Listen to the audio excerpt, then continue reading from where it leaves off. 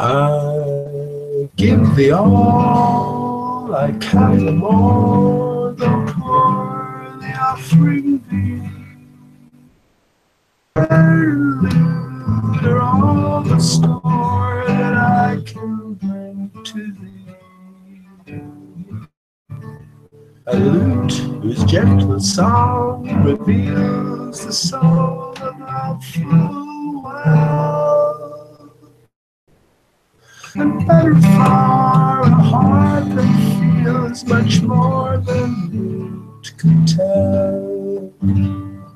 Though love and song may fail alas to keep life's clouds away, at least 'twill make them lighter pass or gild them if they stay. And even if care and moments flings a discord o'er life's happy strain, when love again touch the strings, 'twill all be sweet again.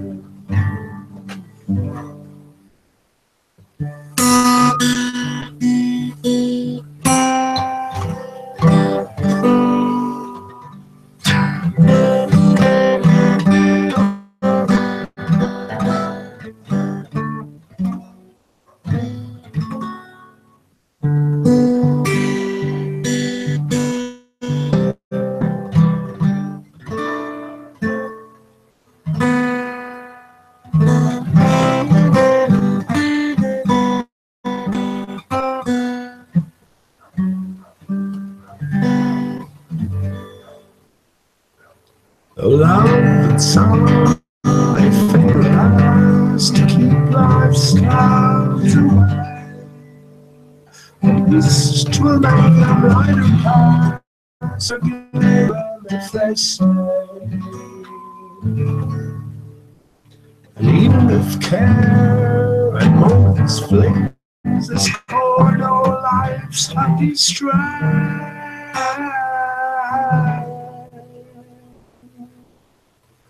when love again to touch the strings, 'twill all be sweet again. When love again to touch the strings, 'twill all be sweet again.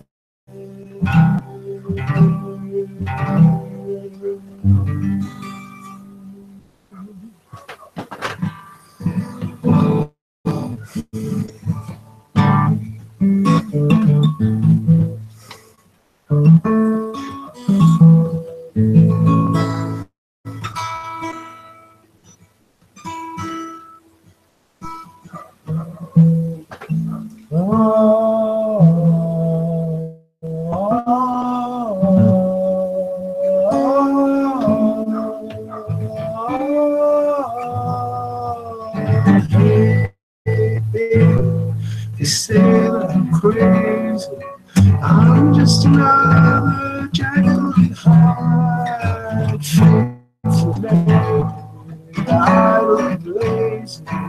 Truth or fiction, I see only two sides. I'd rather from the shadow. Grow towards the light. I know I love you, baby. Sleep well tonight. Less thinking lows, less thinking shorelines. Maybe it's time to get the hell out of more ebbs and flows, more hardships and lean times. This is no life for life, and I'm smudged, and I will rise from the shadow. I'm towards the light. I know I love you, baby. Sleep out tonight. At dawn I'll meet you on the great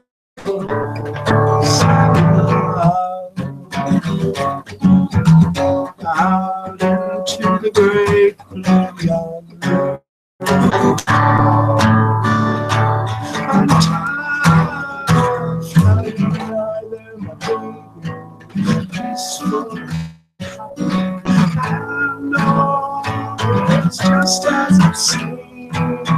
Everything's rosy, nothing's crazy. It's far from the end, it justifies the dreams I love. Rise from the shadow and go towards the light. I know I love you, baby. You slept well that night. I rose from the shadow. I embrace the light. You know I love me, baby. No more crying.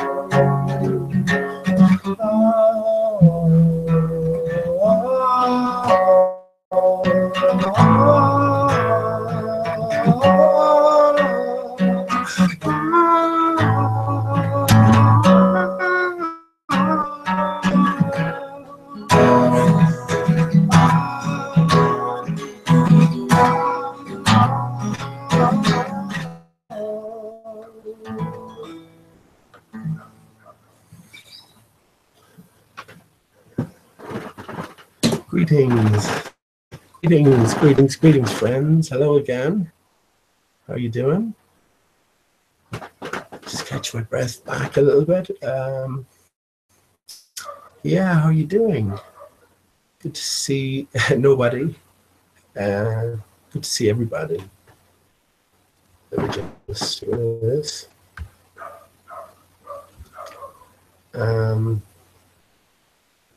Yeah, how you doing? I hope everyone's well. Yeah, but you didn't think you'd be seeing me so soon. But I'm here, I'm alive and kicking and free as a bird. Yeah. A few songs. I opened the hangout with Flatter, I call it Flatter My Heart and Lute, for a good reason. After we finished at the end of Alice in Wonderland, Alice Through the Looking Glass, we were directed towards that very song. Alice comments that of all the experiences that she had, this is the one that stuck out with her the most. So that's the one we're being pointed towards to pay more attention to. So indeed we did, and we got to that beautiful poem by Thomas More. It's credited. You might know too much about Thomas More. I guess anywhere outside the British Isles, for that matter. We know that Thomas More. We taught about him in school. So a revolutionary type of thinker who was under the employment, I guess, for a part if you like, at least, of Henry VIII, who was had his own history and story attached to him as well, which I think now is all nonsense and it's all fabricated. Because it predates 1598, and I think that's all playing out as well. But the name itself, pretty famous character, but the name itself gives it away. Thomas More, you have TH and MO, that's MOTH, moth, which is half of behemoth. Thomas More's most famous work was Utopia, and Thomas More was also beheaded. Beheaded is a big theme we see within and throughout Alice in Wonderland and Alice Through the Looking Glass, and yeah, everything is pointing us in the same direction. Yeah, so that's my heart and lute. That's what Alice was pointing us to, and I mentioned previously as well. That's decoded now in the sense that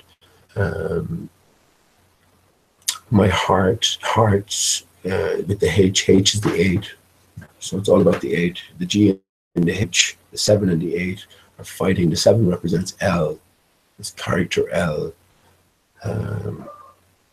Saturn, I believe, L is represent, and we were wondering who L was, and was Jack L.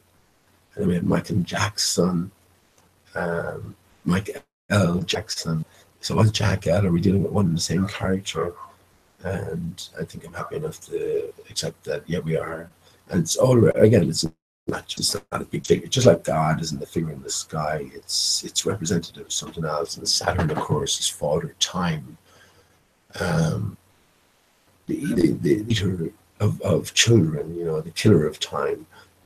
Well, when we understand that in the sense of a broken system, time came in as we know it anyway, we came into existence after 1598 is what I say, but after certainly a collapse or destruction of the old system. So once we understand that symbology in that sense, I think it all starts to make a lot more sense to us. So yeah, my heart and lute, when you move the H to the back of a heart, you get earth. So you have my earth and lute. If you look at lute backwards, you have ital. Ital is phonetically identical to the French word for stars, étoile. So you have my heart and lute, my earth and stars, which is pretty much everything, my earth and sun. When you're talking about the stars, the moon, the planets, you're just talking about the sun. I have more to say about that in a bit. Let me put out the into the chat. I'll go to the chat in a second, and let me just say I won't speak too much. Anyone who wants to come into chat, we have a good hour or two anyway, and everyone's more than welcome. No problem whatsoever. Especially people who might be looking for a chat. I want to say thanks to everybody for all their support and all the love. You can never get enough love, right? And I appreciate that, and I'll fill you in on the story in a bit as we go along. Yeah, so I just wanted to talk about the song, which is My Heart and Lute Song. That's the melody I put to it myself, and I was really surprised how quick it came. I was never one for, I suppose, more a melody man. I've written loads of songs, but the lyrics were always the difficult part. The melody is fine, you have that, and the chord structure, you have that cemented. But then, what the fuck do you talk about? What's the theme? And a few songs where I've taken the lyrics from others and put my own music to. They've sort of come, I wouldn't say naturally. This one certainly came naturally. It came really, really quickly, So whatever you might think of it, or anyone else, the listener might think of it, very happy with it anyway. And that's what I wanted to comment on. The poem itself is a consolation in a big sense. It's the most important part, and after you come through the process of Alice in Wonderland and understand the real story that it is and has been telling us, amongst many other stories as well, but most especially that we must go back to our childhood to find the real truth, or the real encoded truth. So yeah, Alice in Wonderland is the primary focus when we do go back, and one has been exposed to it. So we've decoded it in a large sense, and indeed we knew some of the answers before we asked the questions, or before the questions were presented to us. So yeah, that's cool as well. There's a lot of people, if you're just jumping in now, you're going to be lost. I'm thinking at pretty much every step of the way, but yeah, I can't cater for everyone. I'm still sort of progressing in my own thinking. So when I do come along and talk like this, recapping more than anything else, and definitely jumping over big areas, which would take an age itself to explain in one sense. It's not none of this is complicated. None of this takes sort of a genius level intelligence, but it is convoluted. That's the thing. You have to have different pieces in place to make the overall connection and recognize how the overall pattern comes together as a whole. And if you don't have certain pieces, then everything is completely askew. And that's the beauty of it. It's the simplicity of it in one sense, but the convolutedness of it as well. And this is why it's more important now than ever to shake your brain free of pretty much everything you've ever thought, everything. Up to flat Earth, of course. And once you've come to flat Earth, I'm sure you've had occasion to change your mind on umpteen occasions. So bring that knowledge with you, but pretty much you have to shake your mind free until you get back to the earliest possible time and date in your brain, and think about what was being inputted to you then. And I think within that input, all the children's stories, all the nursery rhymes, etc., encoded truth is to be found. We don't like the children, you see. And this is the beautiful irony of everything as well. Like children must become those who we, for the most part, discard as being ignorant and unhelpful, hindrances in one sense, But of course, the exact opposite is true and will turn out to be true. But yeah, it's there we go to make sense of all of it. And based on the back of my last hangout, I'm in a position to say I have confirmed 100% that the Milky Way is to be found on the moon. That's massive in itself. It's massive if you think about the implications of that. So last time I brought up a few points of comparison, and I made the point everyone is free to go out and make a serious effort in trying to clarify or, disprove this in your own sense. You'll find you won't be able to, because they're a perfect match. Simple as that. The implications of that alone are enormous, but beyond that, more enormous still, because it pretty much does away with everything. There's no reasonable, rational explanation I can think of anyway that anyone could offer from, especially the globe side. The globe is well busted, we know that. But even from the flat Earth side, I can't think of. You should be able to clarify this for yourself, and then you'll have to come up with a possible explanation for this. And the explanation I've come up with, I'm standing by it, standing over it. I'm happy enough with it, and it explains everything. But yeah, the last time I brought up 5 different comparison points. Did a little bit of further study, and it's 100% clarified. It's 100% clarified. The Milky Way is to be. I'll go through it again in a little bit. I did a little bit of a small bit of extra work on Google Earth or Google Moon, and that'll be just basic idea. But yeah, I've clarified myself 100%. That we are dealing with one and the same. We're dealing with a reflection from the crater Eratosthenes to the crater your luxes, which is all about playing words. That's what Alice in Wonderland has told us. Well, Eratosthenes, everyone has difficulty with that word, right? Eratosthenes, no, that's not even right, is it? Yeah, Eratosthenes, that's right. Eratosthenes breaks down into an anagram of sees not earth. Sees, S-E-E-S, not N-O-T, earth, E-A-R-T-H. It's perfect. It's perfect. I mean, when I realized that this guy had no real existence, and the truth is always encoded in some fashion, while sees not earth is a perfect anagram of Eratosthenes, and I'm satisfied with that. So to find that, first of all, on the moon, in the general area where I looked at, first of all, was a big boost, I suppose, And again, I don't think any of this is by accident. It was always meant to be discovered or decoded at some stage. I'm of the point of view now. And yeah, if you go up, you see a big swathe. When I mean the swathe, just like a cut, and it's arc-shaped on the moon.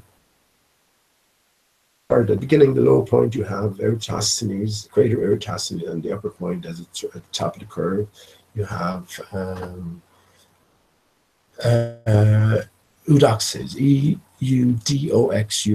So when you decode that, you have U-Exodus. So it sees not Earth to U-Exodus.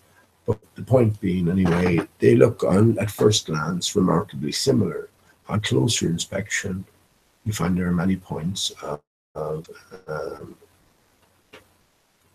similarity, almost identical, but then on closer inspection still, for yourself, 100%, I've done it for myself, 100%, that you're dealing with one and the same thing. So how do you, in any real sense, can astrophysics explain that you're finding an exact image of the Milky Way on the moon? I wouldn't imagine they can in any sense whatsoever. And it's an exact image. But the more you zoom in with, the better the resolution you get of the image, the more you will see one is when overlaid on the other and stretched in the right manner. There's no other way. I can't. That's the heliocentric model dead. It's impossible that you'd find the moon. Why would you find the moon? No. So that's dead. So regarding the flat Earth, people who went to flat Earth, how will you explain that? That's another question for you. First of all, you have to consider the base information, which is that you have to clarify for yourself that it is to be found there. Then you have to try to come up with possible interpretations of it. I have it myself, and I'm happy enough where I'm at. I've said it all before. The implications beyond that are enormous, because if the Milky Way can be found on the moon, then the rest of the constellations will be able to be found as well. And we'll also have a starting point in terms of, we'll know the relative positions that the constellations have in relation to the Milky Way. So that's at a later stage, but a lesser stage as well, but that is the implication of that. And again, you have to start at the start, confirm or deny this to yourself, prove or disprove it to yourself, and then ask the further questions. I have asked them, and I have answered them to my own satisfaction as well. All there is above is the sun. There's nothing else. Everything else is a light artifact, a reflected artifact of the sun, and the sun's energies as it bounces around a contoured, mirror-like, watery, electromagnetic barrier, a collapsed barrier. For that matter, it's the bite taken out of the apple, it's the Humpty Dumpty falling off the wall. But gladly, it's in a state of repair. That's where 420 comes in the previous sort of solution to a different problem. But yeah, first of all, you have to start a sort of clarification process for yourself. And where that takes you then, well, that's up to you as an individual. In one sense, I've already said it before, I think in one sense, it's the biggest find ever in this fabricated fake reality, fake history of hers.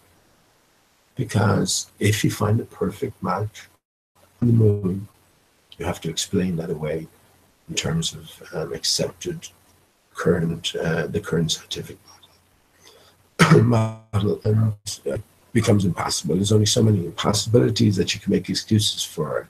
It becomes impossible after a certain point. And then once you accept that this is about, then you have to explain how you get an exact image of the Milky Way, which is said to be a galaxy also on the face of the moon. And that's where I say the moon is, when you look at the face of the full moon, you're looking at a reflection of the face of the sun, the interface of the sun. The sun is a giant, or was a giant, a crystalline tree that has been decapitated. Luke Skywalker, there's your clue, it's all over. Luke Skywalker, X-Wing, you know, even C3PO, we worked out the numerology with that, with C3 and PO. I don't know, C3. Well, yeah, anyway, I had a different stage, and it's pretty clear and obvious as well. So everything is significant or something, but the point being about, I'm going to have to do C3PO now. What did I? C3, which is 333, right? C3, yes, 333. Or 9. A PO.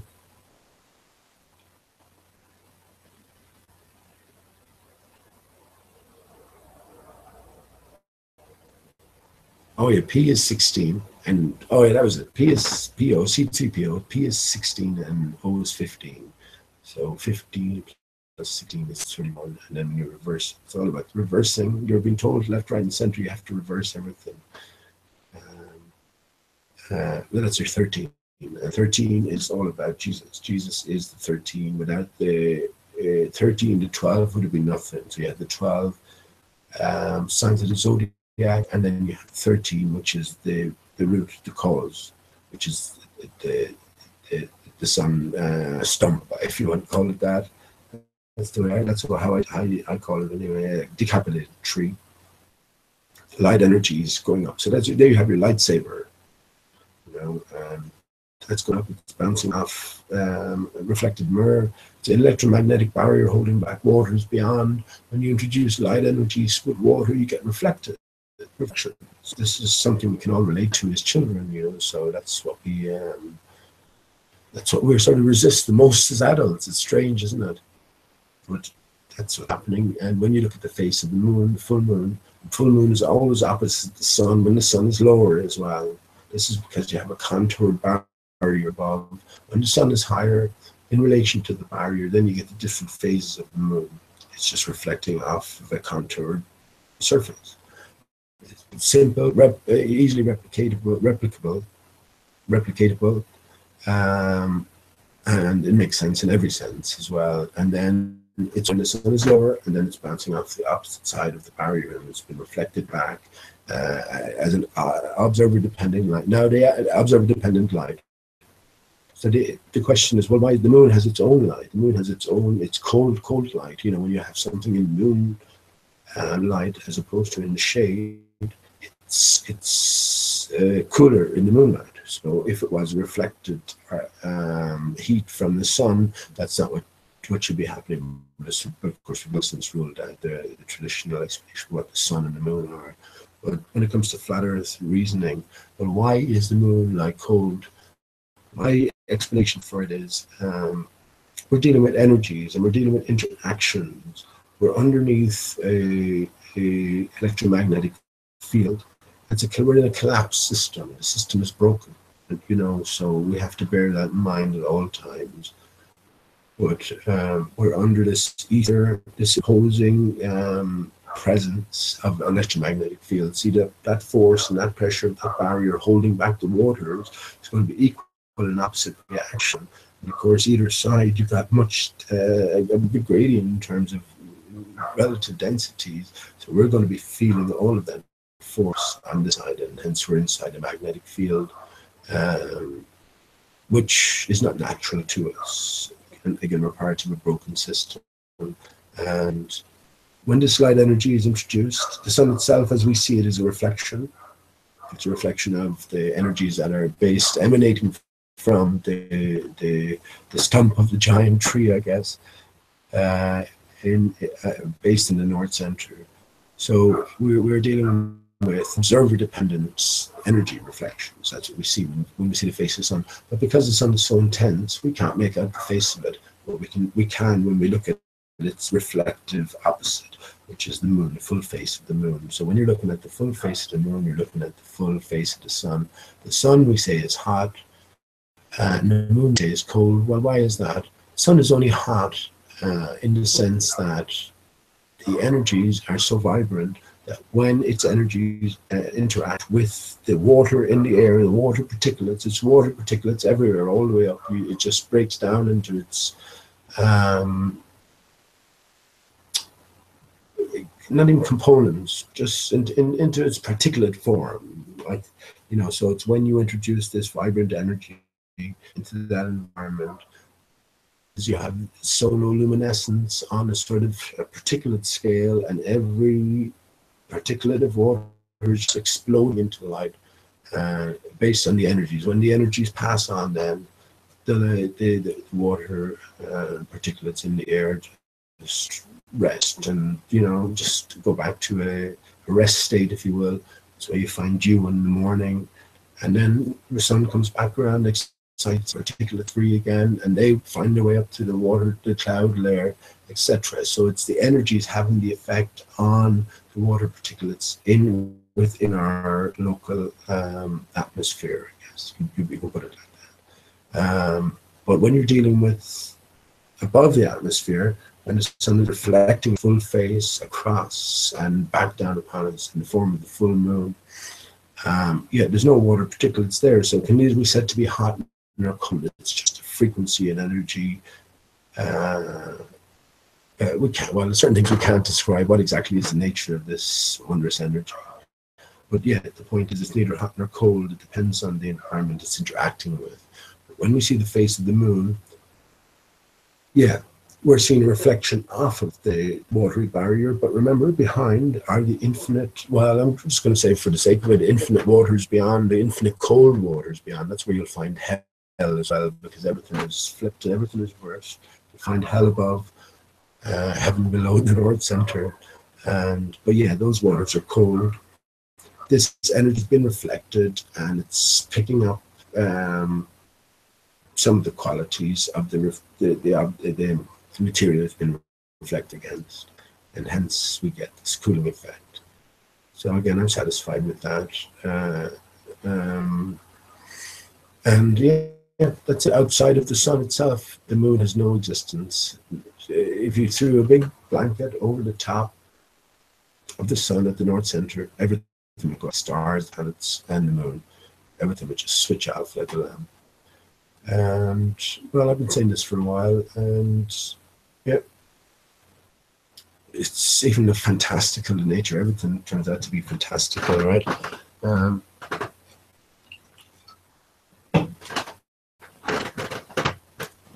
But it makes sense, and it's very simple as well. It's very simple if we understand that we're dealing with a contoured barrier, mirror-like barrier as well, and which you can replicate it to some degree. I know Ghibli Jedi has had a few experiments. I think I've seen one or two of them, but I know he said he had them out a couple of years ago, even at this stage. So they are replicatable. The most important thing to realize is when you do look at the face of the moon, you're looking at the interface of the sun. So it is the lightsaber. The distribution system has been demolished, the tree is cut down, and now you just have the lightsaber, and Luke Skywalker then just swirling around. The lightsaber is just swirling around. We talked about the giant whirlpool, all the tides surging from the north, so you have trillions and trillions of tons. Anything caught in that will display three different motions, which is what the G represents. That's why the G has to go, because it's part of a broken system. And the G and the L are interchangeable. So I started talking about that. and Saturn. Yeah, so time is just a function of the broken system. That's the way I see it. But the G, yeah, if you the G, it has three motions: a circular motion, a vertical, and a horizontal motion. Well, if you're caught in a whirlpool, you're going to go in a circle. As the water drops, you're going to go in a vertical, and as it drops again, you're also going to go towards the center. It's a horizontal motion, and that's what I take the G to mean, and that's also what I take the 666 to mean. 66 is just capital G, G, G, just reminding you that. So yeah, that's cool. As I look, 8 viewers, excellent. Eight is the real number. 8 is the only number in one big sense. So that's cool. 8 viewers. Yeah, anyone wants a link, let me just give me a shout. I'll go into chat in a second, and yeah, I'll have a cigarette in a sec. Let me just talk about, so that, yeah, the first song, My Heart and Lute, backwards, or when you switch around it's My Earth and Stars, and it's a beautiful song, a beautiful poem, and it's a sort of a poem of consolation. So I hope you might listen back to the words again, or I'm definitely going to sing it again, like, you know, because I like it. But so I put some music to that. But the second song then was actually it's titleless as well. I don't think I have a name for it, but that's on my Steve, and I wrote that ages ago as well. And everybody was less than one, I'm sure. Yeah. So yeah, I have no name for that, but I think it's pretty self-explanatory as well. Yeah. Let me. What will I do? I'll go to chat and say hello to people, and maybe answer any questions that are forthcoming. Okay. And maybe answer any question. Yeah, that's coming through cool. Yeah.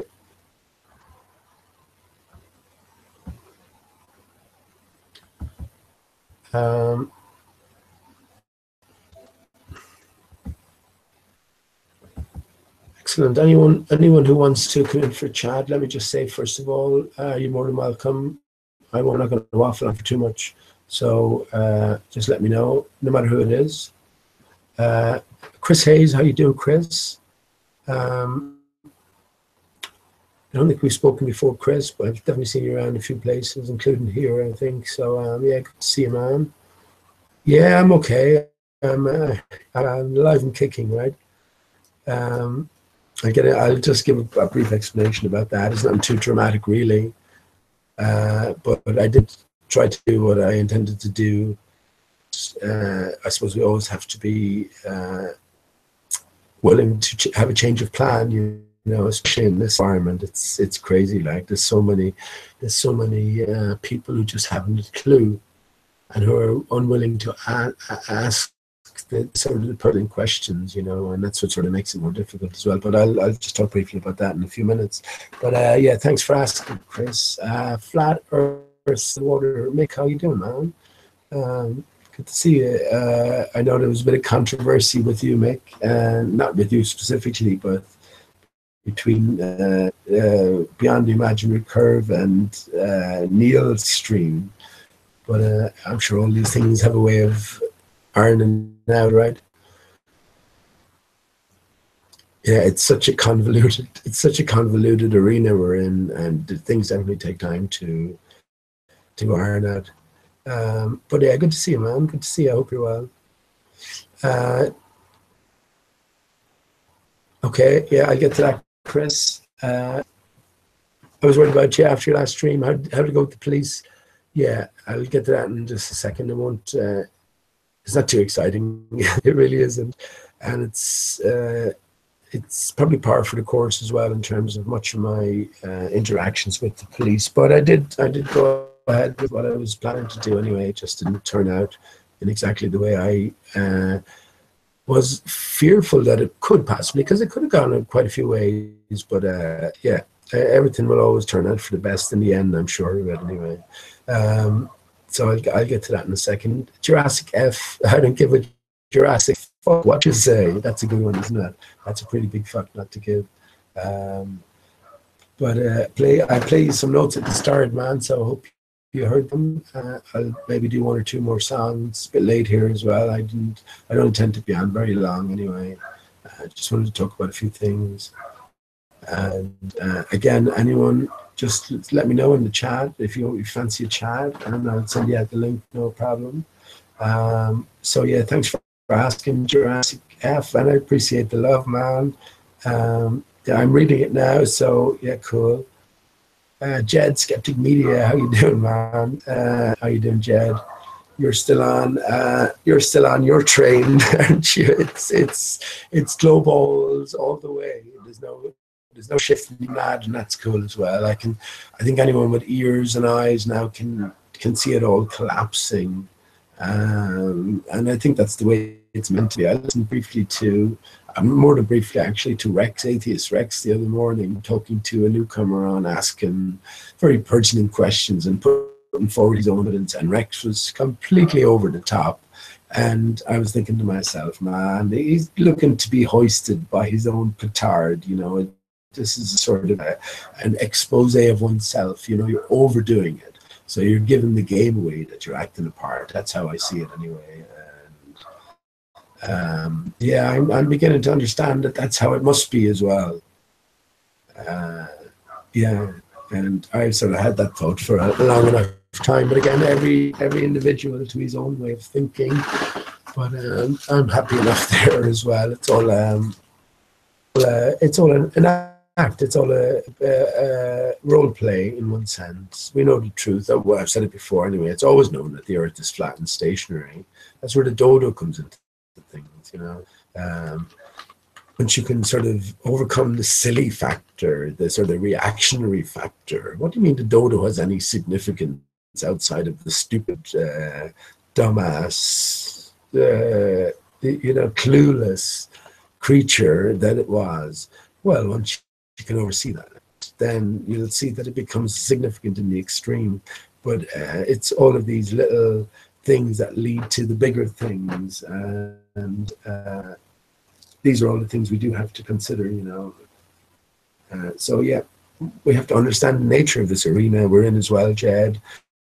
So again, down to each and every individual, but I'm cool with it in one sense. We have to learn in some sense. We have to be challenged, and we have to sort of come to that realization of maybe, you know, ourselves, who we are, how we fit into this, what is our true standing.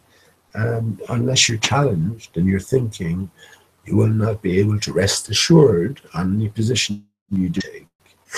So I think that proves true in all things, and that's certainly the way I do see you now, Jed, and Jeremy, and Rex, and Spaceman, and all the rest, you know. And most especially since the Milky Way and Moon find, that's indisputable now to me. I've confirmed that to myself 100%.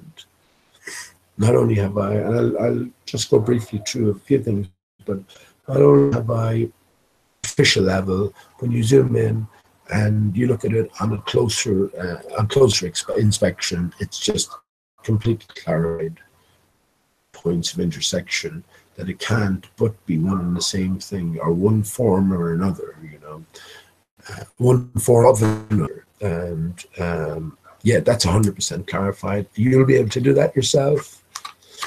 Everyone will be able to do. That's the beauty of this. Everyone will absolutely be able to do that themselves. You can use the best picture you can choose, you can find of the Milky Way. There's plenty of high definition pictures of the moon around. Google Moon isn't one of them, by the way, which is funny enough, but that's of no matter. But yeah, you're going to have to explain that, Jed, and the more people who look into this will be able to confirm it in spades. And the more explaining you'll have to do. I can't think of any way out of it for you, and especially then when there's this explanation offered up as well, that we're looking at the moon, we're looking at a reflection of the face, or the interface of the sun, and the moon and the stars and the planets do not exist outside of that energy emanating from the decapitated sun, if you will. And makes complete sense. And the bigger implications, let me just say is the big implication of finding, well, I said it already, of finding the Milky Way on the moon, is that all the rest of the star and the constellations will be located. That's a bigger implication. I haven't looked into that yet, but it is a bigger implication of it. And I can, when I look at the moon, just taking a brief look at it, you can see all of these different bright spots. I'm still trying to work out why exactly is one spot bright, one spot not. And it's nothing to do with the crater. The crater, because you have a big crater, that doesn't necessarily mean you have a big emanation. That's not a factor. There's other factors involved. So that's for sort of down the line, but I'm absolutely certain that, well, I've confirmed it 100% for myself that what I've been saying about the Milky Way to be found in one is true. So then, by implication, the rest of the constellations will be able to be found as well. So that's something you're going to have to explain. And good luck with that, Jed. Honestly, good luck with that. And the thing how you're caught as well, if you don't take it seriously, and other people take it seriously and do a match, you know, do a full comparison, then you won't be able to deny it after a while. So your silence will sort of expose you, and also your response will expose you as well, because there's no sort of way out of it. So I do see it as being the end to all things, really, in one great sense. So anyway, yeah, no nukes. How you doing, man? How you doing? It's good to see you. Yeah, didn't think I'd be doing hangouts again so soon, but that's cool. Things are the way they are, you know, and yeah, onwards and upwards, right? So yeah, good to see you, man. And if you want to chat, you want a link or anything, let me know. Anyone else outside wants a link as well. I'll probably be out for about another hour midnight, and who knows after that. But yeah, good to see you, man. Yeah, Jurassic F, if you want to come in for a link, off you go, man. No problem whatsoever. Or anyone else for that matter. And once again, I have some messages, and I really appreciate all the well wishes I also do. It's much appreciated, and it's the toughest times, isn't it? It must be the toughest times for all of us. You know, where do we go from here? But it's the best. It's the worst of times is the best of times. You know, we have this duality to cope with. But that's because we're not in full possession of our true faculties, and that's what we're getting back to as well. I really feel it, and a lot of this stuff is in our own hands. We're always met question, where do we go from here? Because we're limited in sort of a bigger picture overall view. But once again, if we step back, I think there's a clearer picture certainly emerging from what I'm seeing anyway. Once again, it's down to the individual. It's an individual's journey. So what are you going to do with the information that you have gleaned or you have come across to take you to this point? We realize our own power. When I declared myself King of Ireland, I meant it in full earnest. The sense of that we are all kings and queens on the land. And we have been tricked into thinking we are legal names. And the trick has been exposed. The fraud has been disclosed, discovered, and now we can get back on the straight and the narrow and the proper road towards truth. And that's what I meant in that sense. I am king of Era, but each of you are king and queen of your own homeland. No one else is going around thinking that they're dead entities. I should think there's an onus on you to claim that, hang on, you're not this dead entity. You are a king and a queen in your own right. We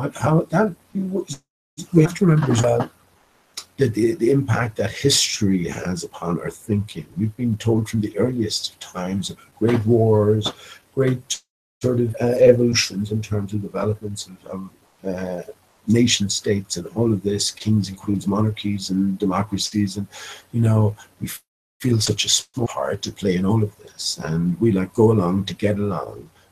It's only when you start reconsidering this, when you relook at history and start questioning timelines and actualities, different point of view, and then find the notion of declaring yourself king of your own homeland, your own birth place, is not so ridiculous after all. Remember, everyone who is in a perceived position of authority pretty much takes an oath to you and to your service, be it from the police officer to the politician to the doctor, to the priest, etc., etc. So it's not these notions, even though they might hit you as being obnoxious to begin with, are not so obnoxious after all, you know. So let me just go through the rest of the chat.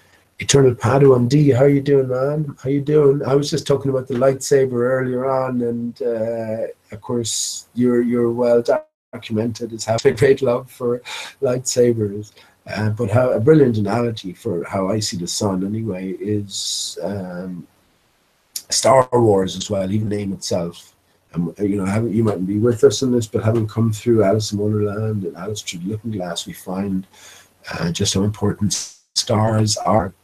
The solution to the ultimate puzzle just before Alice was made queen was oysters. But oysters, because it's all about wordplay and puns, etc. Oysters are eye stars. We have a context for that as well. But yeah, the lightsaber played such a prominent role. And Star Wars, that's what I got to that. Star Wars itself. Wars, W-A-R-S, I just thought about that now. That's saws, isn't it? Is that anagram of saws, right? Saws played a big part as well in a different solution, which is behemoth. And telling us the importance of this sort of internal vibration that we can set up to shake ourselves of, you know, whatever retardation has come of us. I think that's the ultimate end goal, I think. So yeah, Star Wars, excellent. Yeah. And the lightsaber, I just talked about the lightsaber. That's what the sun is as it walks around the sky, and it's all encoded in Star Wars as well. D, and I hope you're doing well, man. I hope you are an eternal Padawan. I'm not sure exactly what a Padawan is in relation to Star Wars, but I was never a great fan. Of course, I saw them all a few times, but definitely never was one for jumping in 2 feet into anything like that. Yeah, okay, I'm a bit behind chat. Jurassic Fuck, I think that's great. That's an excellent name. Jurassic Fuck. My other 2 favorite names are, what's the first one? Number 1 favorite name was anyway, Ginger Sugar Bush. It's so rich in symbology, and it's I haven't had any name to knock it off from, and there's a few others, so I cannot come to mind immediately, but Jurassic F is pretty good now. Jurassic Fuck. Learner, all right, man. A learner, yeah. We're always learning, right? No, I didn't just wake up, man.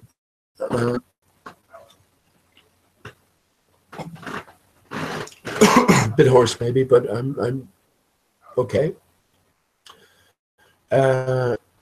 Excellent, Jurassic F. I don't know you from Adam, but I mean, appreciate the love, man. I definitely do. Let me tell you briefly about what I did with the cops. So I did the last hangout, and the next day I packed up and everything and went up and was willing to was going to give myself up into the police, make a statement first. I know about the legal name. I haven't used the legal name in such a long time because it's illegal to use it, and again, it's part and parcel of this illusion, this mass illusion that we're all under, that we live on a spinning ball. You know, you can't separate the legal name from us living on a spinning ball. Interesting. It's all about words. It's all about wordplay. A world, the world itself is a word with an L introduced into it, so it's world. You know, interesting. This L character keeps popping up. All the angels, and its angel itself, all the angels' names seem to end with L as well. We even think about, I was just thinking about this today, we think about the word God and gold. You know, God is the most treasured above, gold the most treasured below, right? But gold itself is gold. You know, it has an L inserted into it. So this has to be telling us something. I went up to, we know what the legal name, and it's all interconnected with the fabricated globe we're living under. So in these booths I stand, and I went up to the police, it's just the local police station. I didn't know what was going to happen beforehand. They know where I am because I've already been down here on a different matter. But I did leave documentation into the courthouse when I was dealing with the case a few times, just to let you know this is all stemming from the back of me finding out about the legal name fraud. When you realize that this is the lock that they use to bind us, you know, the tie that they use to incarcerate us. Well, I don't know what else you can do, really, you know, but resist. At least that's the way I felt about it. And on the back of me resisting, then you run into trouble, first of all, with my car. I was traveling down, and there was this just stop, unofficial stop, if you will. Cop came over, asked me for my driver's license, said I didn't have it, but I did give him the name, but I wasn't happy doing it. This is going back maybe 4 years now. Anyway, I went back to his mate, he came back with a breathalyzer test, and I'm going, fucking, I can't let this happen. So anyway, I questioned his authority then, and etc. And before you know it, dragged off to the police station. They took my car down and forced to have a breathalyzer test, even though I refused and didn't consent to anything at the end, you know, all the way through. Eventually, at the very end, I did give a breathalyzer test, and it came up 0, you know. But the point was that I had resisted. Another time, I went over to pick up my son, and the police were called, and again came looking for my name. I refused to give the name. They had no authority to ask me this sort of stuff. So I ended up in the cell, didn't give my name, and €300 fine. And I'd left stuff into the court as well. And the last thing was then they commandeered my car the second time. I didn't have any of the insurance or anything up. So it's minor things like that. So that's the third thing. But I did anticipate saying more of the stuff that I have to say, you know. I did anticipate. I realized I didn't know what the outcome might be. There was a potential for me to be locked away for the next month, and there was a potential for me just for nothing at all to happen, you know. And at the end of the day, I wouldn't say nothing at all happened. I think the police, for the most part, are clueless about things. They don't, you know, they follow orders, don't question on their rank. And I went up and I couldn't get to talk to anyone beyond the guy at the desk, and he was just clueless about all of these different things. I did put them on notice. I informed them about the legal name fraud and a few different things as well, but I ended up coming away and still being free. I'm going to take that. Obviously, this is not the end of it. I mean, I have to just go through different and more senior, I guess, avenues or pathways, because at this stage, there's no point in going any lower. So I'm prepared for what's going to happen, and I'll take it step at a time. learned from that experience, and something that I didn't know already. But yeah, well, the last time I did leave you, I did go ahead with what I want to do, and well, here I am now. So I'm still at large and free, and yeah. And Jurassic F asks, is Stephen, my beautiful Stephen. Well, I knew it all along, but Stephen, when the meaning of Stephen is crown. That's amazing, isn't it? Crown. It's amazing because we've been talking about crown so much over the last 3 months or so in association with Alice in Wonderland, or all of us in Wonderland. Alice coming to the realization that she was indeed queen, and she was indeed the authority, you know, or she is indeed. Alice is all of us.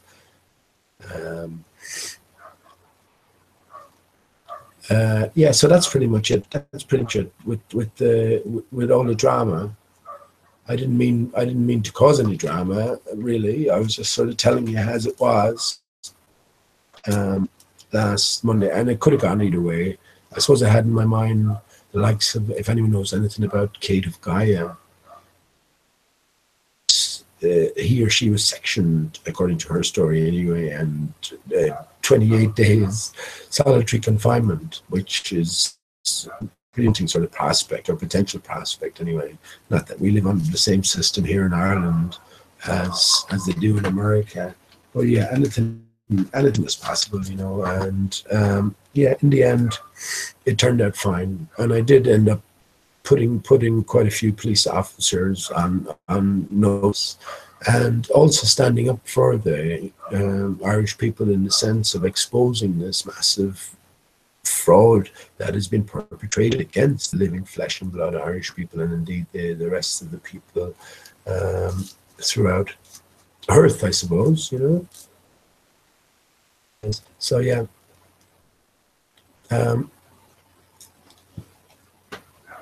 Let me, anyone wants to come in for a chat, you're more than welcome, as I said. Let me go through a couple of things, and then I'll open it up. So I wanted to just confirm in a vague way something I did on Google Earth as well. I just got a picture of the Milky Way, and I sort of overlaid it, and this will give you an idea that it's a close enough match. Again, you have to satisfy as with all things, you have to satisfy yourself that this is a match. So you go out yourself and find yourself the best picture, most high definition picture of the Milky Way. You do the same regarding the moon, and you bring up the two pertinent areas, and you will allow, whatever your skills allow, you go clarify this to yourself. So let me bring this picture up. This will only take a few seconds. Okay.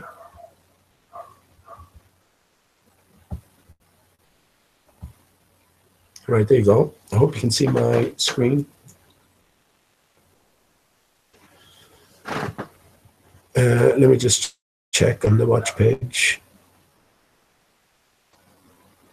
It'll take a few seconds now, but it's a 2-second delay. There you go. Perfect. So what I've done is, this is not perfect by any means, but I have confirmed in detail when I zoomed in on different areas. Let me just bring this up to scratch. This is the original picture I used for comparison against pictures of the moon. I have them down here. Look, there's a picture of the moon. It's just a standard picture. You can find them anywhere. Take it that it's not doctored, and this isn't even the best. You can go into a big degree, and you once you go in a bit too far, though, you lose that clarity. So that's all it is. Standard picture of the moon, and it's the same with, here we go, same with the Milky Way here. Standard picture, easily found. Just type in the Milky Way galaxy or the Great Rift, and you'll find this picture, and we take it that this is accurate as well because it's to be found everywhere. Yeah, so let me reduce that. I'm just going to go into Yeah,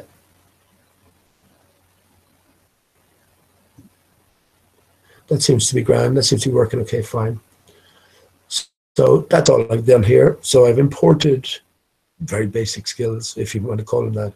I've imported this picture of the Milky Way in, and I've sort of stretched it a little bit and rotated it until it's in a sort of it's in accordance with the big swathe from the two particular craters.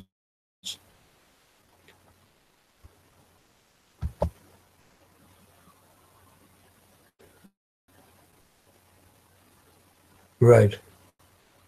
So let me just turn down the so that I can see through this. Right.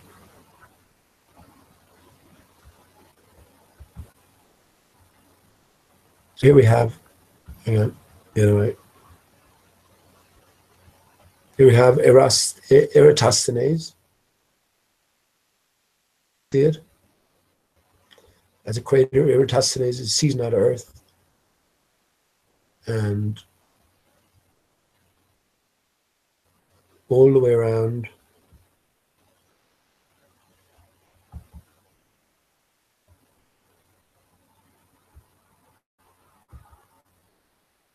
Eudoxus, which is a perfect anagram of you exodus.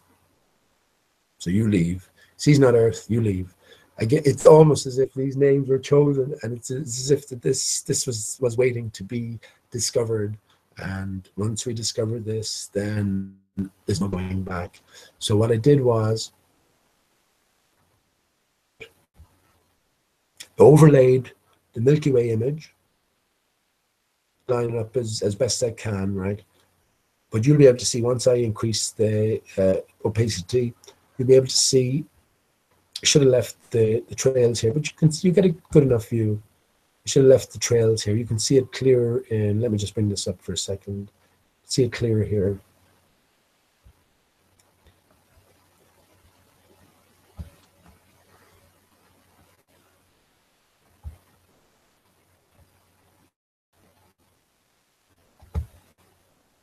Okay. It's just pretty much from here, all the way around. That's all it is. And it sticks out like a sore thumb, it does. That's all it is. That's all you're looking at here.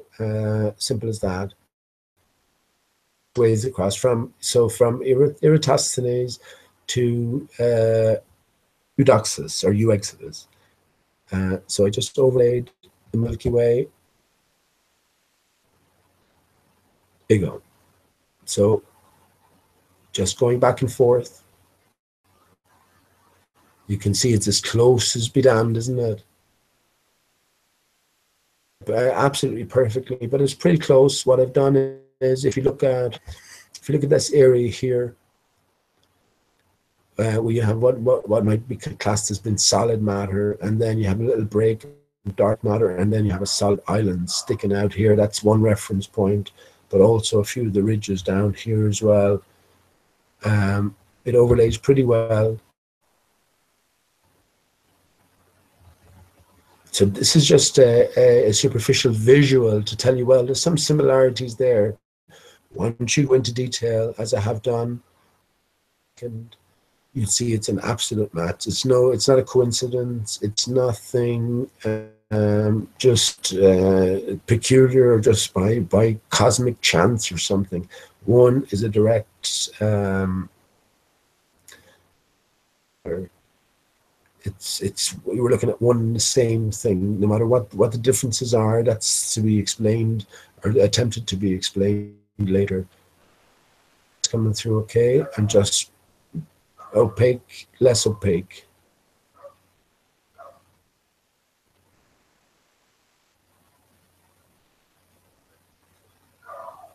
Okay.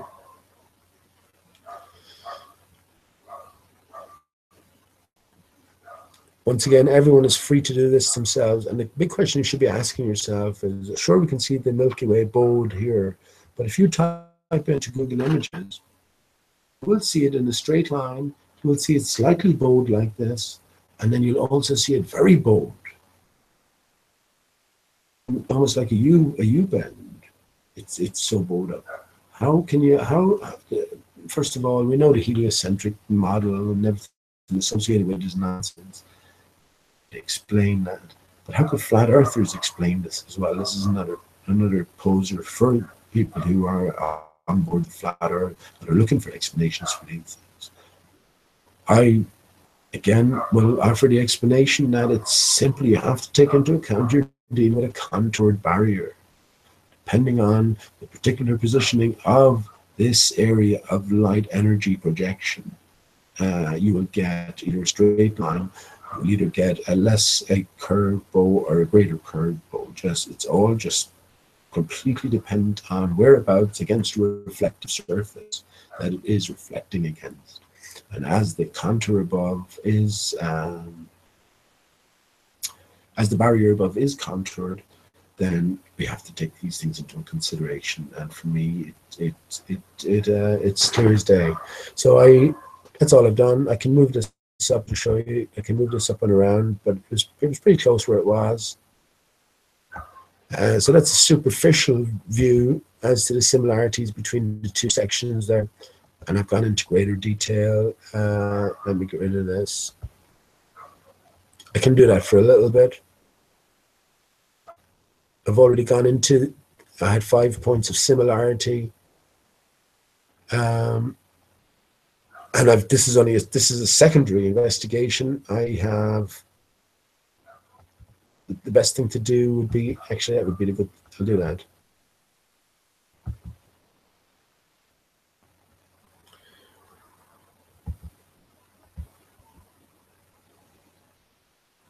If I just reverse what I've done, then you'll be able to get a better picture. As you see here, I've matched these pretty perfectly, and you can see there's an intimate relationship between these two, but one is a little more stretched, and that's what you'd expect as well. You have to remember you're dealing with different sort of scale pictures, but you're also dealing with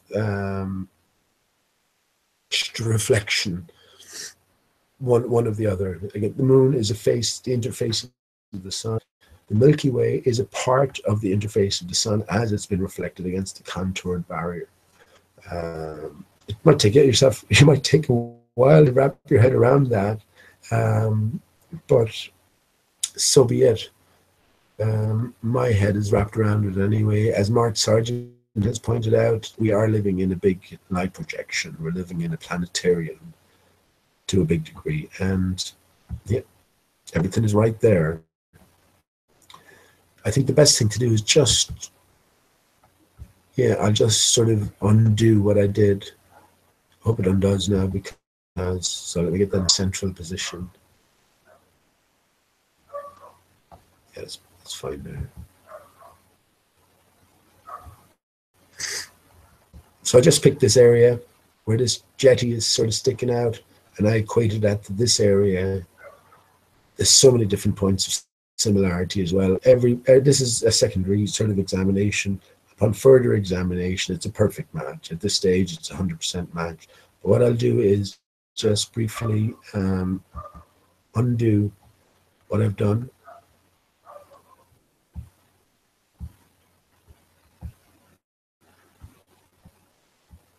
And then redo them. Okay. Yeah, I'll do undo for both of them.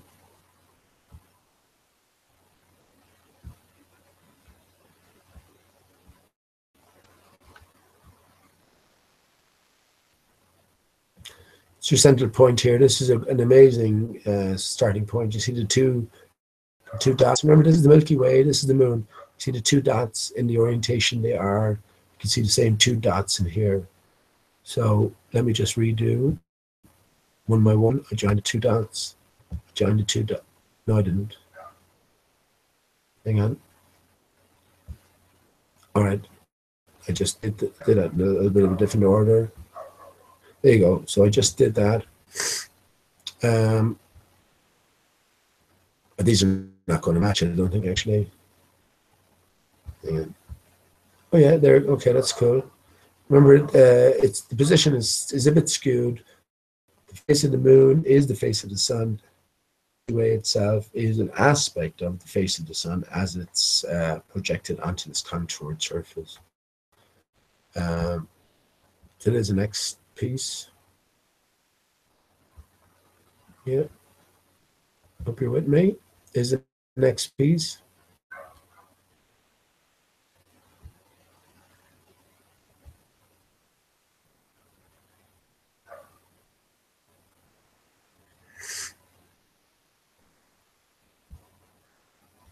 Start, you have to zoom in. Again, you have to zoom in to see some of these features, but that's the beauty, and even that's the necessity about all of this.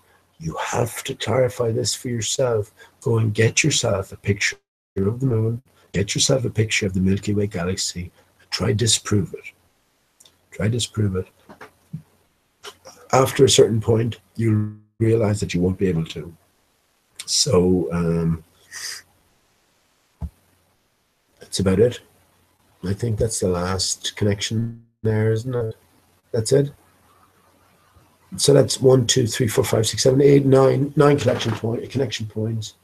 Again, I took a different section, and it's clear as day. And the other section matches up as well. So for me, that's 100% confirmed, and it's 100% confirmable by everybody who notion seriously. Where you go from that in terms of your overall explanation as to what's going on, well, that's up to you. I've only offered my thoughts upon it, and I can only say that in the limited sense that I can be satisfied with my thoughts in it. I am satisfied with it. You know, fantastical as it all is. So yeah, let me just briefly go for and I'll come back then. It doesn't look like there's too many people or too many people interested for a chat tonight. That's cool. Yeah, give me a second.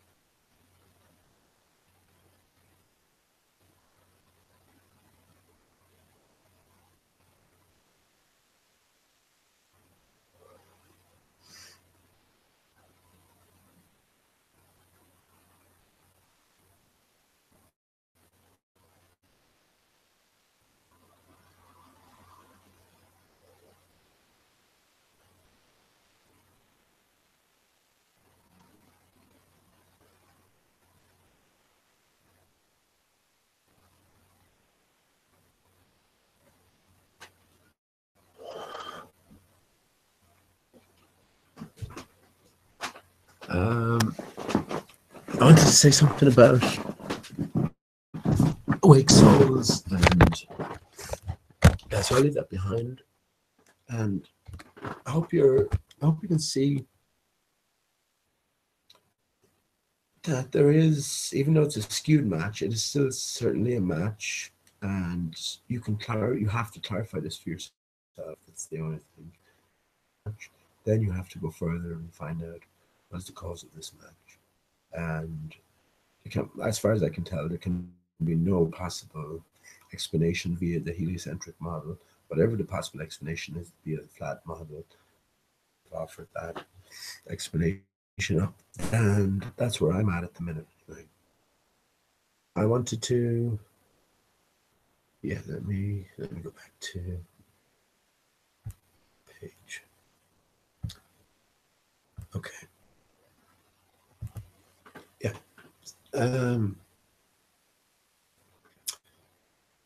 Take a few. Dodo on the moon. The dodo is everywhere. Yvette, how you doing? Rebel.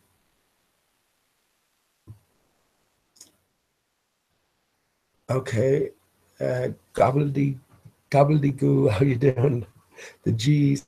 I don't like G's anymore for some reason. I'm trying to get rid of G's out of my vocabulary because they're imposers, imposters, I think, makes sense.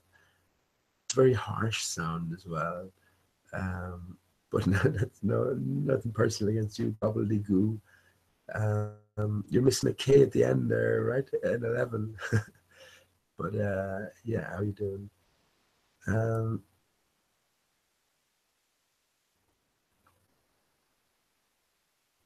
Okay. Chris Hayes says Jurassic Park is broadcasting a Google Hangout on YouTube. You have to join his Hangout to speak with them. That's aimed at, but okay, I'll just read it out anyway. Cigar Face, how you doing, man? No misters, please, no titles. Rebel, how you doing? Dodo on the moon. Well, the dodo is ubiquitous. The dodo is everywhere.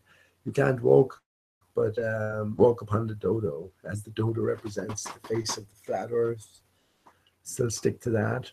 That's the encoding, and it makes sense in a big sense as well. So, yeah. Good to see you, Yvette. Whatever your role may be, okay. No Nukes asks, when did you first notice the Great Rift in the Moon? About 3 months ago, man.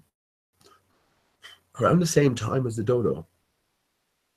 It was pretty close to that when me and Delcroix were what I was talking about. That she had talked about, which was the French cockerel and how it was so similar to Gleason's map.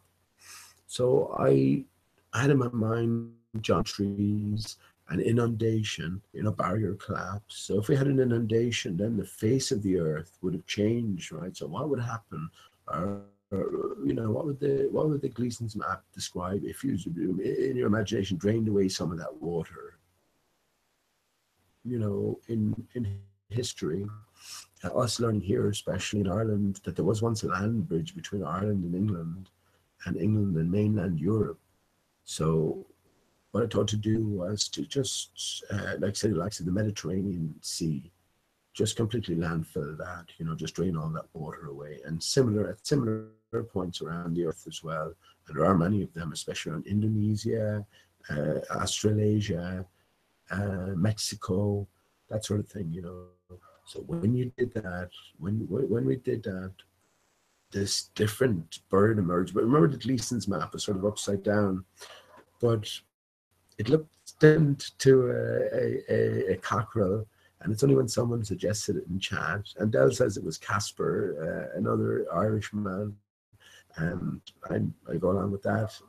But when someone suggested it looked like a dodo, the minute he said it, and Del read out the comment, the two of us knew, of course, the dodo is something that we've all learned about in school, but I suppose me and Del specifically, because we got a grasp on how these things work, in a sense. We've made our way through all the different conspiracies, coming out the tail end at most of them, realizing fakery from early doors, I guess.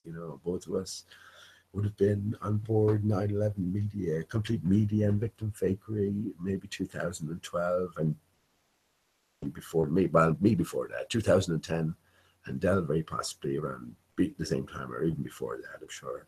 So, you know, you started to sort of look at things in a different light. And when the dodo was suggested, it's as if a light bulb went off for both of us, and then we took it from there, you know. And the dodo from everywhere, and then you go through that process. But in and around the same time, yeah, I was thinking about the whole mirror-like nature of everything above, and it was also got to do with like sound leads pictures of apparent curvature. If you don't take into account this mirrored water layer that is always an effect over high zoom over water, then you are confusing sort of direct vision with reflected vision, if you will, or reflected imagery, and you're getting an skewed version of reality, or what you deem to be reality. I said it to Soundly live on air. I mean, with him, it's a very basic and a childish jump to call curvature when you're dealing with the images you've caught. We take it that your images are genuine, so we'll have to try and ascertain the best possible explanation for the phenomena we're seeing, and we know it is a phenomena because it's not happening everywhere. So to call curvature is a knee-jerk and a childish reaction without investigating at least outer possible explanation. And it's when you take this mirrored layer, the mirrored effect of water on board, that you can explain away the curvature. And at above is water beyond. Well, not when you realize this, you know, it's how you're supposed to realize that.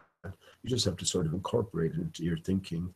And if it makes sense and it continues to make sense in your thinking, then you keep it on board, right? So, yeah, to think about a electromagnetic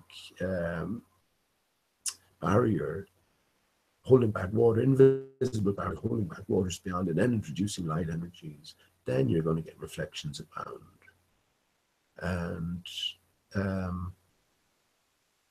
once I realized that the sun, then the face of the sun, once I realized what the moon, how the moon and its phases, how this was happening, and it had to be dependent on the relative positioning of the sun, or the reflection that is the sun against the barrier, then everything sort of fell into place, you know. I've been saying for the longest time, the moon has no separate existence outside the sun, and the implications of that sort of sank in. And then after that, I started saying that the moon, the stars, and the planets had no separate existence outside the sun. And I knew then that the stars would have to be found somewhere on the moon if the moon is a reflection of the face of the sun, and the sun is all there is. And of course, the biggest draw in our sky is outside of the constellations, which are pretty clear enough in themselves. You know what I mean? When you go out, you can pick out these constellations out over anything else. So this is why I think with further work, they'll be able to be located on the moon as well, and you'll see all the different relative patterns. Especially now that we know the Milky Way is definitely on the moon, you can work out the relative positioning of the rest of the constellations. But yeah, so that was that's the biggest glaring thing. I also heard Wakey talking about the Great Rift, and just of course nothing makes sense in the model. But yeah, after he talked about that, then it was a standout feature in the night sky. Looked at the moon, looking for this correlation, and that swathe jumped out immediately, you know. And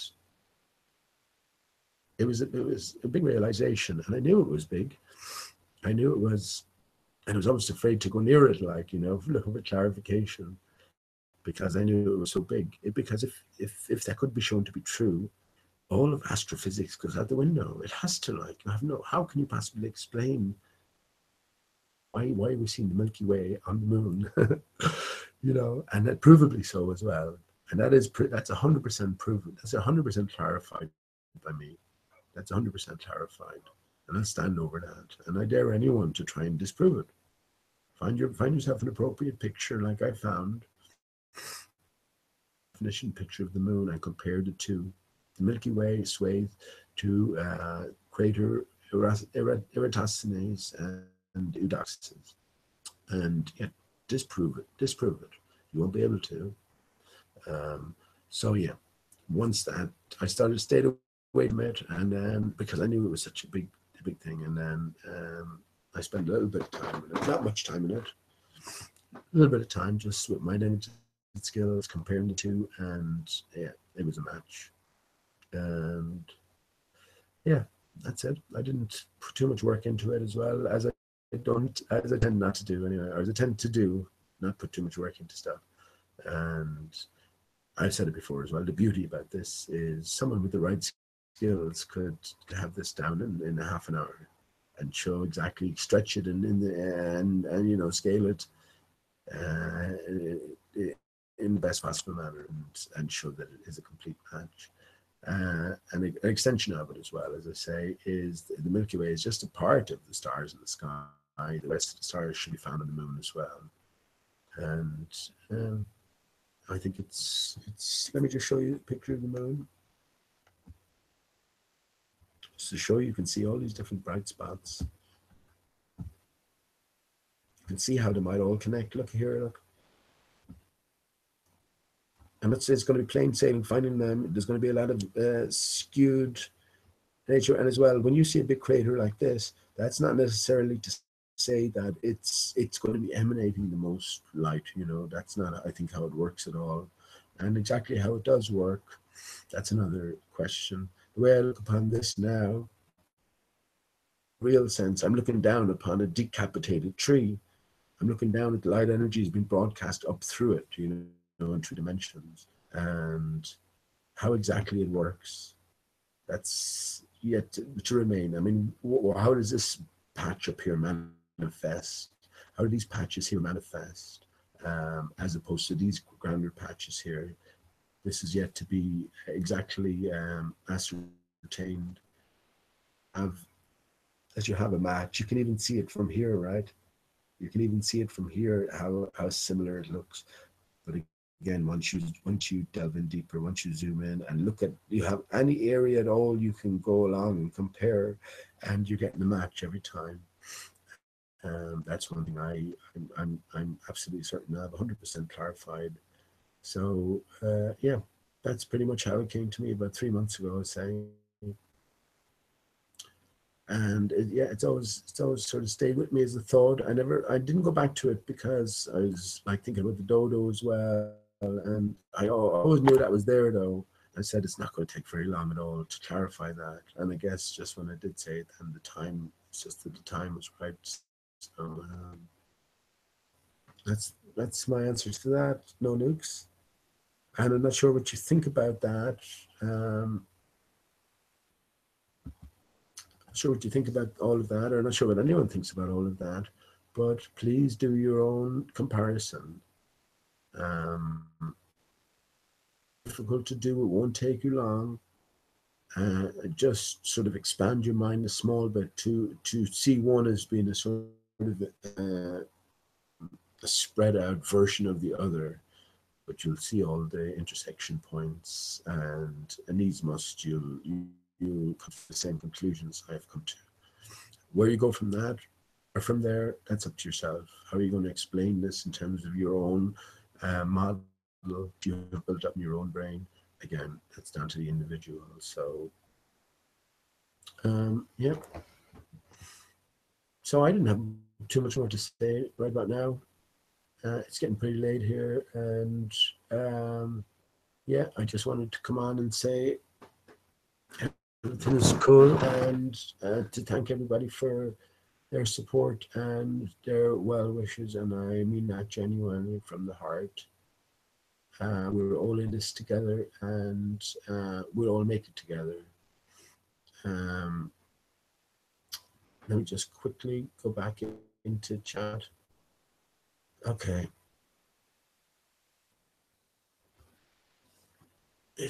Well, Gobbledigger says the point is the galaxies are burning on the moon. Well, Okay, but there's no galaxy, you see. It is really a planetarium as it's splayed out and, against a contoured barrier, and we have to understand contoured barrier, or at least we have to incorporate that into our thinking. Uh, as with pretty much everything I'm saying here, we have to incorporate so many um, things and accept so many things in order to move forward in our thinking. There's nothing hard and fast, provable. Well, some things are, like that Milky Way on the moon is provable. That's the beauty of it. But other things aren't. I can't prove there's a giant tree in the center. I can't prove there's a giant whirlpool. How am I going to prove that from the north? How am I going to prove that there's a contoured barrier above? No, not directly be able to prove it anyway. But yeah, again, there's a different sort of standard of proof. Who are we trying to prove on it to? Different standard of proof applies to flat Earth than does to any of the traditional methods of science, I suppose, which we've known, we should come to know anyway. Everything is distorted and everything is sort of corrupted. So yeah, you have to accept certain things to be able to move forward in your thinking. Once again, this is not for everyone. It certainly isn't, and I appreciate that. Yeah, so that's what I wanted to come back on for. And okay, Chris says, "How do I get a link, Pete?" Okay, Chris, I easily send you a link, man, via your messages or something. But if you don't mind, I'm not going to keep it on for too much longer tonight, and definitely next time.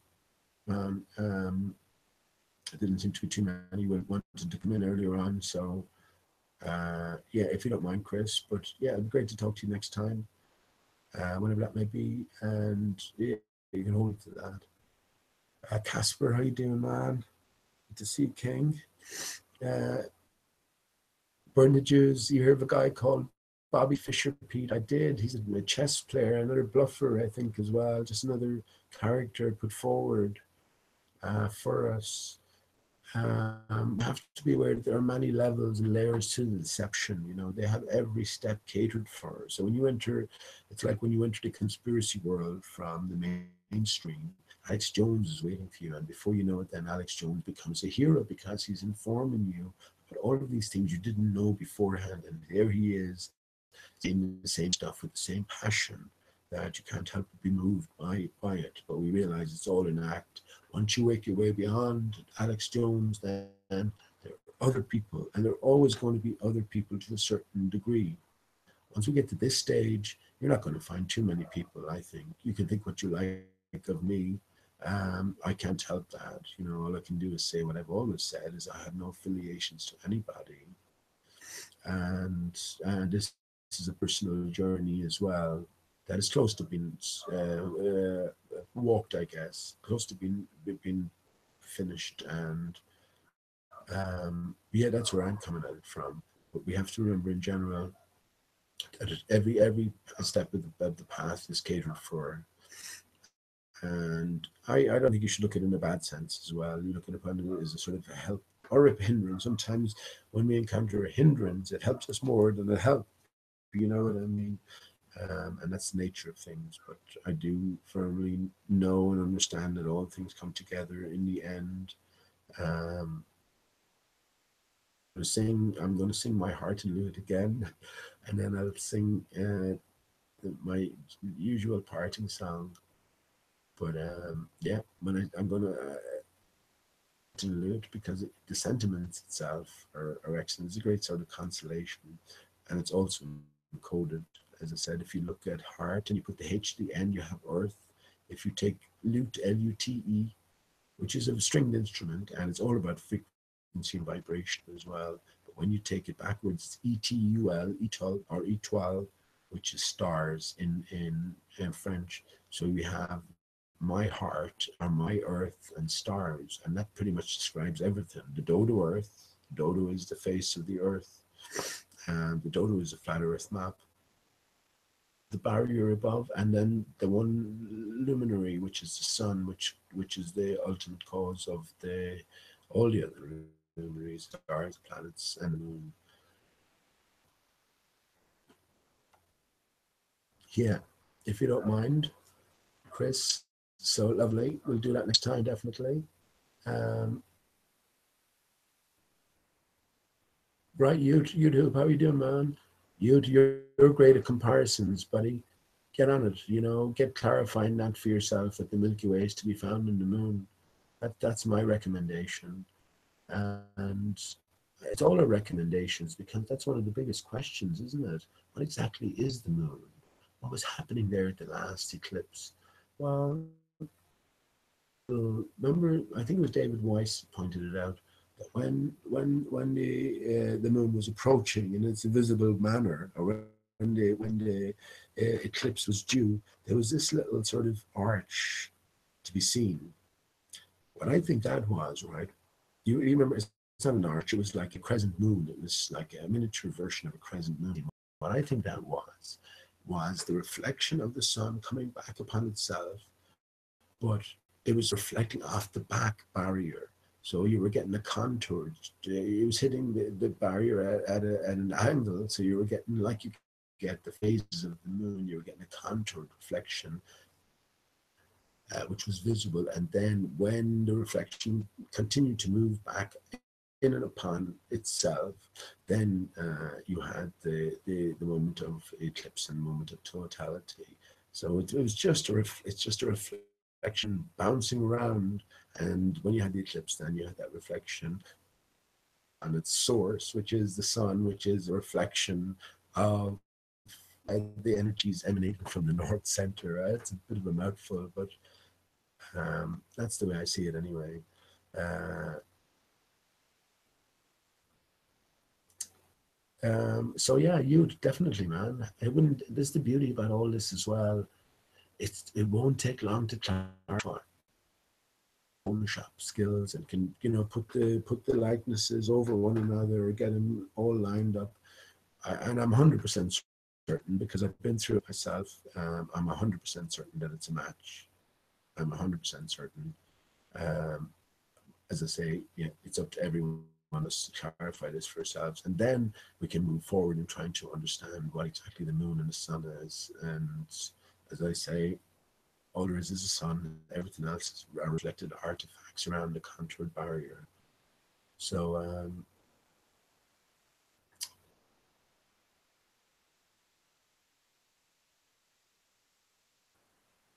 Ryud says,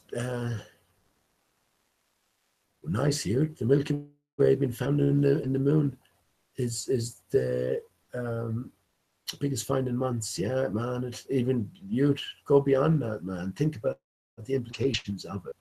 If you think about it beyond it, if the Milky Way can be found in the moon, then the rest of the constellations, and would you believe there are 88 constellations? Amazing. 88 is the ultimate solution, as we've already talked about. But it comes up everywhere. The alpha and the omega. It's literally the alpha and the capital alpha. No, sorry, the small letter alpha and the capital omega joined together, and you get an 8 on its side.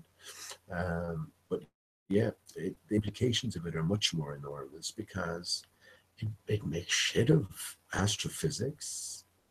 It makes shit of cosmology. It really does. They have to come along and explain how the fuck you can find the Milky Way on the moon. And as I said, I'm already happy where I'm at, and why you can find the Milky Way on the moon, because the moon is just a full reflection of the face of the sun. The stars and the planets, they're all the face splayed out, if you will, dispersed throughout this contoured barrier that we're under in this wide ball, this two barrier system. So yeah, it's massive, and even in terms of religion, religion talks about the sun and moon being created at the beginning of time as separate entities, one to light the day and one to light the night. That's not true, as I see it as well. Again, the sun is a decapitated crystalline giant tree at the north center. The energy emanations are still intact. It's a distribution system that has been destroyed, and now we have what equates to a lightsaber, as opposed to a huge tree. Before dispersing it throughout its various limbs, etc.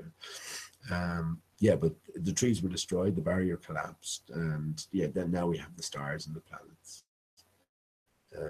and the moon. So these weren't always with us, and yeah, as I said, that's sort of for me. It's an implication anyway of the moon being a reflection, and it's also a story that's told everywhere. I'm thinking at this stage, but most especially in Alice in Wonderland, it lays it out me at this stage pretty comprehensively, and yeah, yeah. So excellent, yeah. Right, that's going to be Mandela. You, is it? Maybe the moon now reflects the Milky Way, but didn't used to. Yeah, it wasn't like that when we grew up. But yeah, I can't see how there's going to be any possible. I think heliocentric model and all the descriptions associated with it is dead in the water regarding stars and stellar distances and all this sort of stuff. So the bigger question is how will flat earthers, people who have been on board flat earth, deal with it? And yeah, that would be interesting.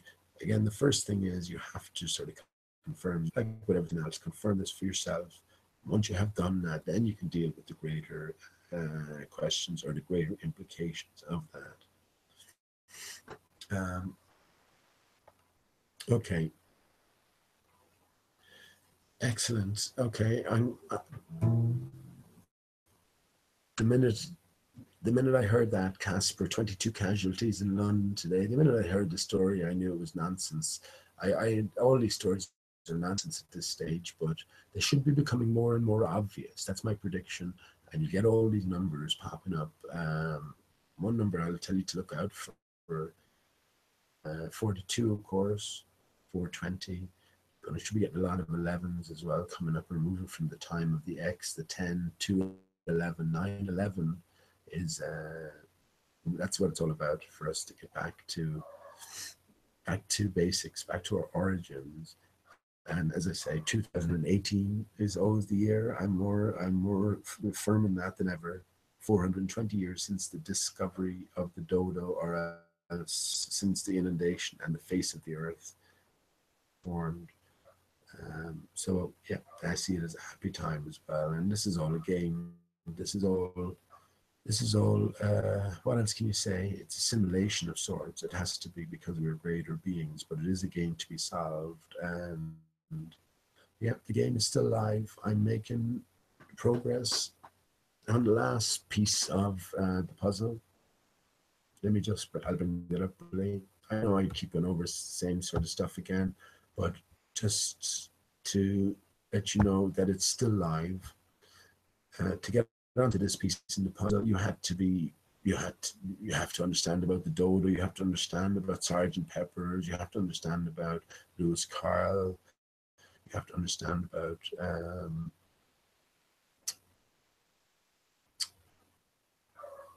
Alice in Wonderland, Alice Through the Looking Glass, and all the different things that have been told us through that form. Here's the ultimate piece, and it's still live. If it wasn't live, it wouldn't be here, so it hasn't been solved. And I'm not saying I'm very, very close, but we've already solved the musical component. I think we have to go back upwards. We can see a few different cues here. We have to start at the back and make our way to the front. But we have DC backwards here. Well, D is 4 and C is 3. 4 times 3 is 12, right? We have 7 and E here. We can see an L there in 7. L plays a pertinent part, and that's L itself, isn't it? EL. But 7 is 7, and E is 5, so that's 5 plus 7 is 12 as well. Well, the 12th letter is L, so that's what that's telling us. We have a number sequence up here, and I think I know what to apply and how to apply it. This is where Mozart is applied. So Mozart breaks into 3 parts: M, O, Z, and A, R, T. I've been to this before as well. So it's something like we have to start at the 7 here. The first involve M, 1 letter. The second bit will involve 2, and the third bit will involve 3. You know what I mean? And just work your way through that sequence. And I'm having a little bit of luck with that. I think once you get that, then you have to apply that. this sequence of numbers. But I also have a few different thoughts on that. One of the big points I raised the last time was remember the past here is very close to remember tempest. And Tempest, or Death Tempest, is a Shakespeare play that was written, would you believe, in 1611, 9/11 encoded there. Bob Dylan also had an album called Tempest in 2012, and you never guess what date he released it. Yeah, that's right. September 10th in the UK and September 11th in America. So I knew that was significant at the time. Didn't quite know how or why. So that's another factor to play in. So all of the different components are gauged somewhat. 7.7 here is also 7.5, which is exactly Alice in Wonderland's age, and also appears our clue nearby approximately sevens. Seven again is a G. G is seven, seventh letter, but a seven is also an L inverted. So G equals 7 equals L, which is equal to 12. So we have our 7, we have our 5, and we have 5 and 7 is 12. We also have 7 is G, right? And G5. So if 7 was a G and the E was a 5, we'd have G5. G5 is sort of the latest and most advanced sort of Wi-Fi sort of frequency transmission in the system, isn't it? So we already know it's all about frequency as well. We garnered that from many different places, but one place especially was the 2015 Economist cover, which we solved successfully as well. So yeah, that's all the different pieces in play. Anyone, how about yourself? You might, yeah, that's a puzzle and a half for you. But I still take it that it's live because it hasn't been taken down. And the thing about this is, it's not going to be difficult, but you just definitely have to have all the different component parts in play, or else some of it won't make sense. But all of the different parts make sense in terms of what we learned via Alice in Wonderland and other avenues associated with our journey here. So yeah, again, I feel we're down to the last pieces, and then we get back to the past. We get back to the future, if you will. We put together all that has been as everything resolves. So let me stop that.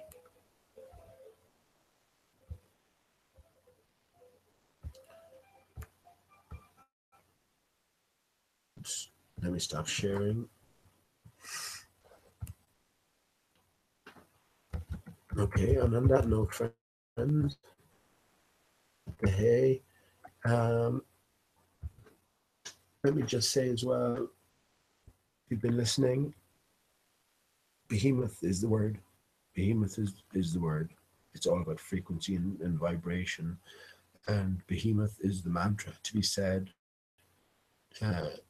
thrice at a time, 3 times at a time, through closed teeth. So it's deep breath in, let your teeth vibrate, and don't clench down, let them vibrate. And it takes a bit of practice, but it's basic. So in one breath, behemoth.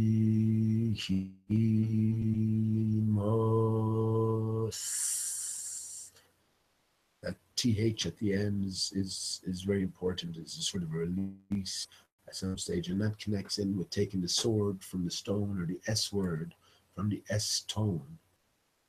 That harsh, imposing is. You think about the word behemoth versus Elizabeth.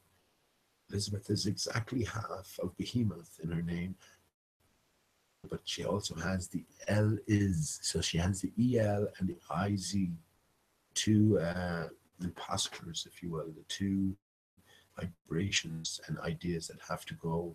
The L is intimately connected with the G. So that's why I won't be using the God word anymore. Remember I mentioned earlier on, put the EL in God and you get gold. Right? We already mentioned it, but the true gold is your urine funnily enough, the thing that you've been taught to be disgusted by at the earliest of ages turns out to be the true goal. That's just how it works. Everything is flipped upside down. All along. So hadn't you pay hadn't you pay attention? Isn't it about time? Yeah, that's what I think. I'm going to leave you with a few songs. I'll sing My Heart and Lute again, and just briefly, and I'll also leave you with the usual and say thank you for tuning in. And yeah, please take it from here. Please satisfy yourself that what I've been saying is the case, because it is something that you can do. Every single individual can do within an hour, half an hour. A comparison, you'll find the matching components, and you haven't necessarily come to the same conclusion. And yeah, I thank you for all your support and love. I really appreciate it, and we're all in this together as well. We are all the authority. We are all the kings and queens of this land, and now it's time for us to step into our own. So this song is called My Heart and Lute. Let me just read what it says at the start. My Heart and Lute, sometimes known by its first line, I give thee all, I can no more, is a song poem by Thomas Moore. Remember I mentioned Behemoth? Well, there you have TH and MO. Thomas Moore, that's moth in reverse. So he's half of the name. That's an indicator that we're dealing with a construct.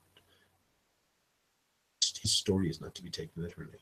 It just says, in through the Looking Glass by Lewis Carroll, Alice recognizes the tune used in the song called Ways and Means, sung by the White Knight. Think about a knight and how it moves upon a chessboard. It moves in the shape of an L, right? So who is this L character? They say it's Saturn. Saturn is Father Time into existence when the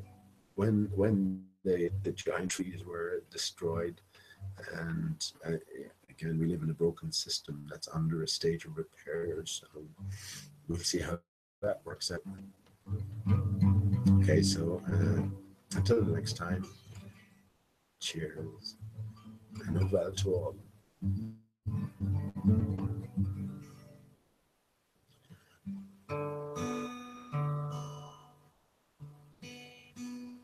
I give thee all, I can no more, though poor the offering be. My heart and lute are all the store that I can bring to thee. A lute whose gentle song reveals the soul of love full well. Better far a heart that feels much more than a lute can tell. Though love and song may fail, alas, to keep life's clouds away, we'll make them lighter paths circle them if they stay. And even if care at moments flings a discord o'er life's happy strain, gently touch the strings till all be sweet again. Let love but gently touch the strings till all be sweet again.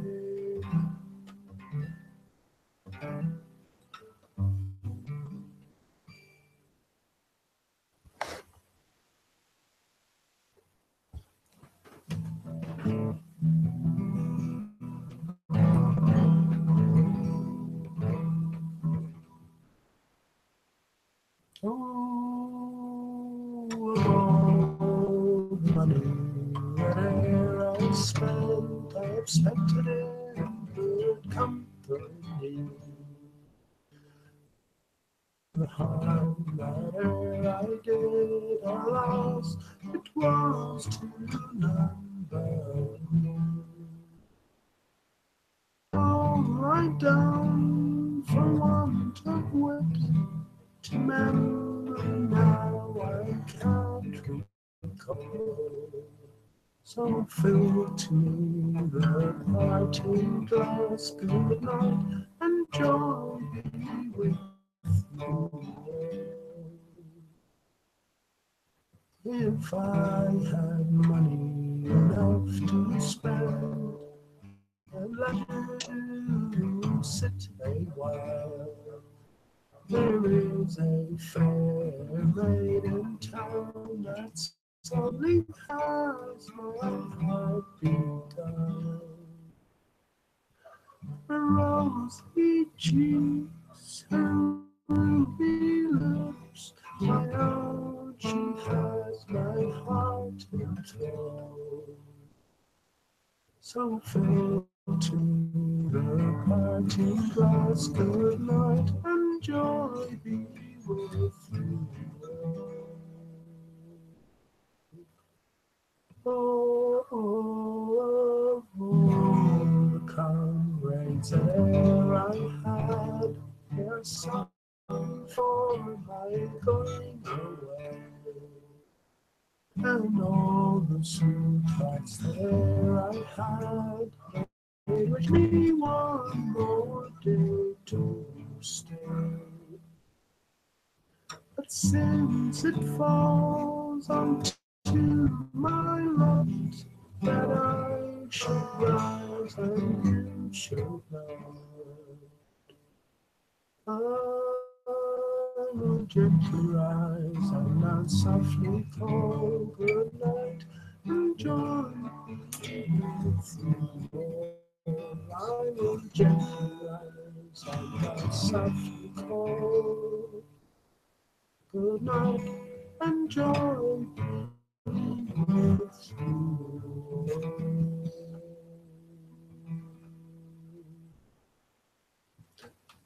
Good night, friends. I love you, Steve.